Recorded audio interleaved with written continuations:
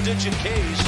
We're busting ours to kick yours. Fun to watch. Minus 15. Respect all, fear none. Into the upper deck.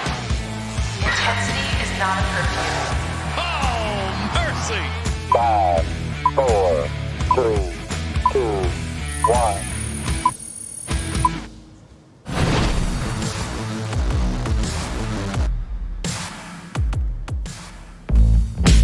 We're back in Charm City for Game 2 of the Battle of the Beltways. Nationals and Orioles resume their rivalry tonight for Game 2 of this series. Coverage beginning at 6:30 tonight. First pitch coming just after 7 o'clock. O's coverage on MASN, Nats coverage on MASN 2. Welcome into MASN All Access. I'm your host, Paul Mancano. Got another great show for you today. We're going to talk to both beat writers for MASNsports.com, Mark Zuckerman on the National side and Raka Bako on the Orioles side. We're also going to talk to Eddie Matz of ESPN, who happens to cover both of these teams. But first, let's rehash last night's game. It was an 8-1 Nationals win over the O's. Hanser Alberto provided the only offense of the night for the O's. He had a solo homer. And on the Nats side, Rendon, Soto, Adams, and Robles all had RBIs. But it wasn't all Oriole starter Asher Wojciechowski's fault. He fell just 2/3 of an inning short of a quality start. Meanwhile, the bullpen allowed 4 runs in 3 1/3 innings to the Nationals, essentially salting the game away. But while the O's experienced pitching troubles up in Baltimore, their Double-A affiliate down in Bowie was experiencing a pitching masterpiece. Michael Baumann threw just the 3rd no-hitter in Bowie Bay Sox history. It also happened to come against the Harrisburg Senators, which are the Double-A affiliate of the Washington Nationals. It was an incredible night. So let's relive some of the highlights of last night's no-hitter. I think just trusting myself and, just trying to understand that it's the same game, different level, but same game, and going out there and just trying to compete. Yeah, my head's still spinning. There's a lot of adrenaline pumping once the 9th came around. I've actually never pitched in the 9th. Baumann looks out beyond the center field wall. And let alone to be in that situation was pretty exciting. Touches his mouth with his right hand. Now he's on top of the hill, peering in. He's 1 strike away. The wide and the pitch. And it's a cold strike 3. He has done it on a high fastball. Yeah, that felt good. He was putting together some tough at-bats today. And, I told myself, I just got to attack him and not try and pitch around him. There's definitely a lot of excitement. Everyone's rallying together and working hard and putting in the work. And at the end of the day, we're just living in the moment and, enjoying where we're at here. Just do what you can control and, see where it takes you. Pretty amazing. You heard Michael Baumann say he had never even pitched into the 9th inning before, and he gets a no-hitter. And by the way, that last out for the Harrisburg Senators, that was Michael A. Taylor of the Nationals organization. Thank you to the Bowie Bay Sox for providing that video and audio. Let's switch over to the Nationals side because last night was good all around for the Washington Nationals. They gained a game on the Atlanta Braves. Let's take a look at the standings after last night's game. You see Atlanta still at the top there, but now Washington 6.5 back. They notched their 50th win of the season there. And the team below them, the Philadelphia Phillies, are 2 games back of the Nats. They needed a miraculous 9th inning comeback to beat the Dodgers last night to avoid falling even deeper into the middle of those standings. So the Nats currently on one of the hottest streaks in all of baseball as they continue their hot streak yesterday and hope to continue it again tonight against the Baltimore Orioles. Let's take a look at the pitching matchup for these two teams tonight. It's Aaron Brooks going up against Eric Fedde. Now, Fedde had a 2.18 ERA by the end of May. He was looking like an incredible 5th option for the Nats. He bounced back and forth between Washington and Fresno since, though, and he's got a 5.49 ERA in his last 4 major league starts, and tonight he makes his first start for the Nats since June 20th. On the other side, Aaron Brooks.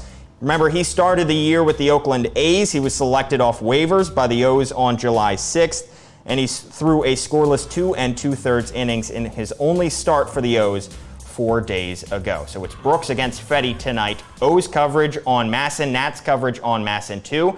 And of course, all of the coverage, O's and Nats, can be found at MASNsports.com, written by Rock Kabako and Mark Zuckerman. We decided to get the two of them together, much like we did with the on-field reporters in Alex Chappell and Sarah Perlman. This time, we got Mark and Rock in the same room talking about O's and Nats and the Battle of the Beltway. We're sitting down now with the two head beat writers for MASNsports.com. That would be Mark Zuckerman and Rock Kabako. Mark, of course, on the Nats side, Rock on the O's side. Guys, thanks so much for getting together in the same room. And, it's tough to get us together. It doesn't happen a lot. Why did he get to go first and then me? Just going left to right. Visiting team. Yeah, visitor home team bats last. Top of the inning, bottom of the inning. So you guys have been covering your respective teams for a while. Mark, you were with the Nats since their inception. Yeah. And before that, you were actually covering the O's for a couple of years. Back in 2001, 2002 were the 2 seasons? Yes. This guy had natural hair at that point. And mine was a lot darker. So. Well, you overlapped at that point because Yes. you've been covering the team since '97 was your first full year. Full time. So how have you guys seen, this is a rivalry that obviously goes back to when the Nats came to D.C. How have you guys seen this rivalry, the Battle of the Beltways, evolve over time? I think it's gone through a few different stages. I think in the beginning, people thought, oh, hey, this is cool. We got teams from Baltimore, Washington playing each other for the first time since the Senators and the Orioles. Yeah. But neither the team was good at that point. And so I remember Frank Robinson managing at the time, and somebody who could speak to this because he had managed the Nationals and played for the Orioles, said it can't be a rivalry if you don't have any stakes, really. Yeah. And there weren't any for a while. And then over time, both teams got better. And there were a few seasons there where there were some pretty meaningful games. And you could tell that it did mean a little something to them. I feel like Buck Showalter really puts an emphasis on some of these games. And the Orioles played the Nationals really well there for a period. I think they, I don't remember what the number was, but they dominated them for a few owned the stretch. Cup for a while. Right. The MASN Cup? And MASN now, Cup, yes. the last few years, I feel like it's maybe kind of tailed off a little bit, maybe not quite the same. A lot of these players, most of them, there's been so much turnover on both rosters. I don't think it means a lot to them. I still think it means something to fans, of course. But for it to ever really, really catch on, I think it's got to mean something to both teams in the standings. Yeah. We've had a couple of years where that was the case, but more often than not, I don't think that has been the case. How about you, Rock? What do you think? Everything he said. Hey, good. All right, next topic. There we go. Yeah, that's true. I mean, I think it means a lot more to fans, bragging rights. I think you see a lot of trash talking on social media. If you talk to players, and especially it's such a turnover in this Oriole clubhouse, they're like, I'm just happy to be here. Like, I don't care who we're playing. We're in the majors. It's exciting. It doesn't mean anything to them. And plus, I think it's more Parkway than Beltway.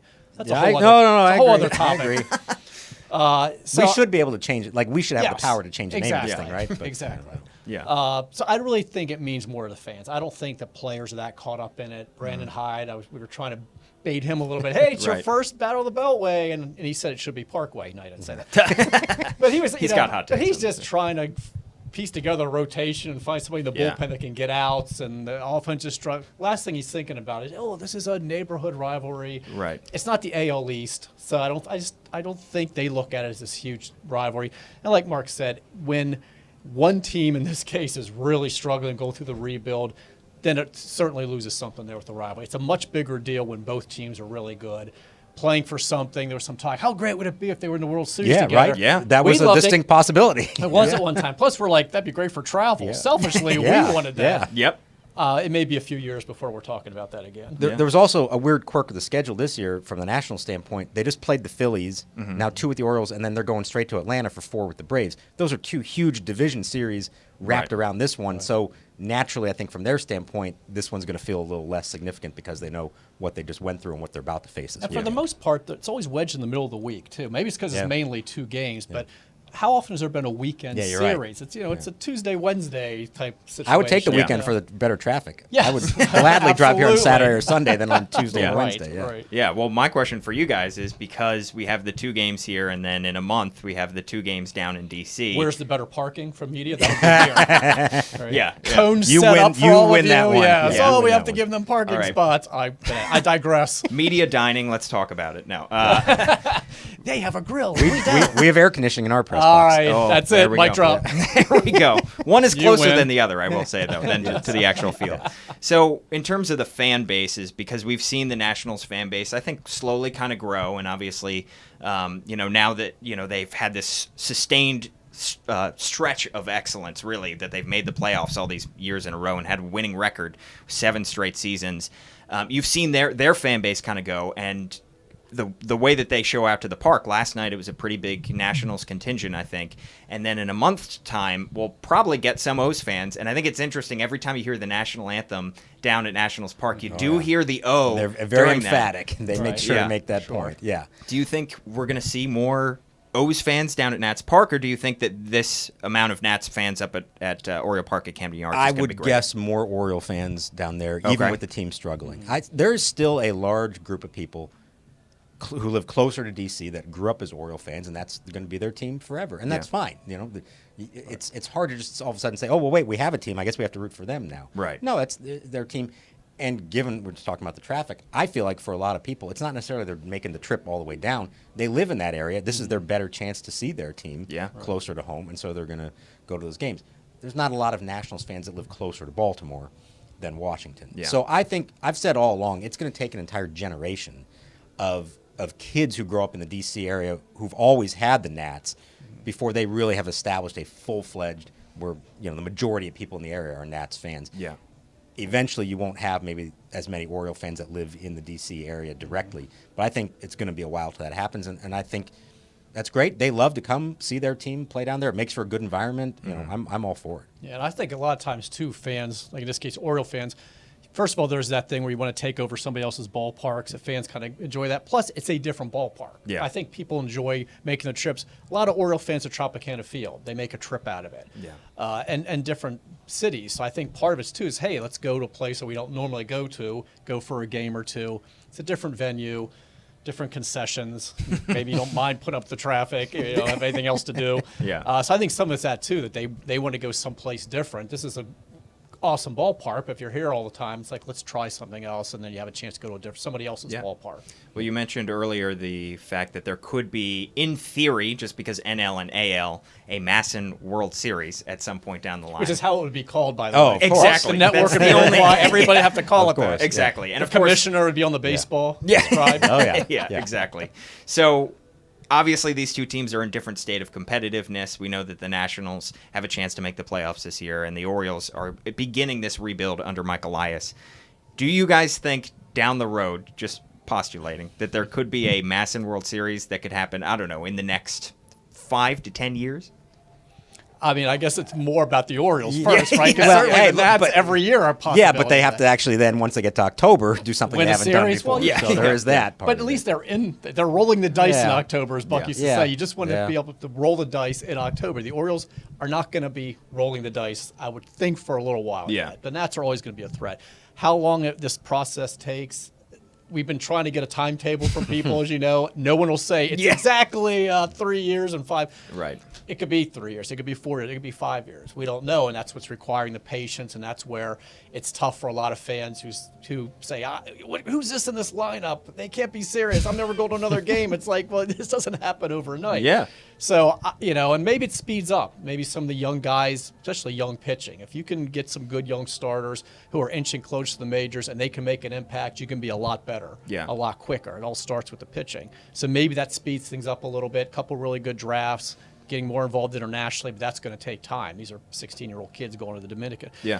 It's going to take a while, but 3 to 5 years, not out of the realm of possibility. Maybe by then the Nats will be in a full rebuild. Well, so that's And what I was just then- going to say. There you go. Yeah. We're assuming that the Nats continue to be contenders. One of these days, that's not going to be the case. They've had a really nice run of 8 consecutive winning seasons if they can pull it off this year.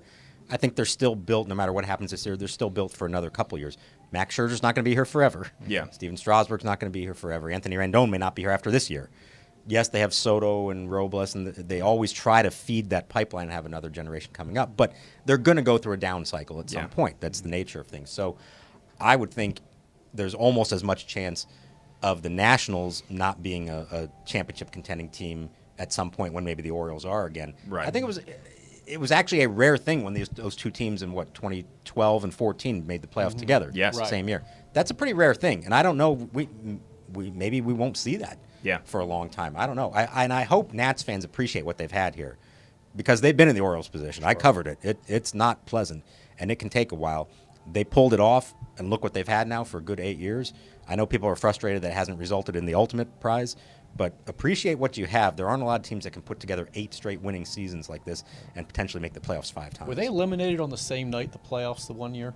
I think Game 5. Yes, I feel like I was in the hotel room after the Orioles were eliminated. I mean, they did a Drew Storen situation in 2012, I think. Right.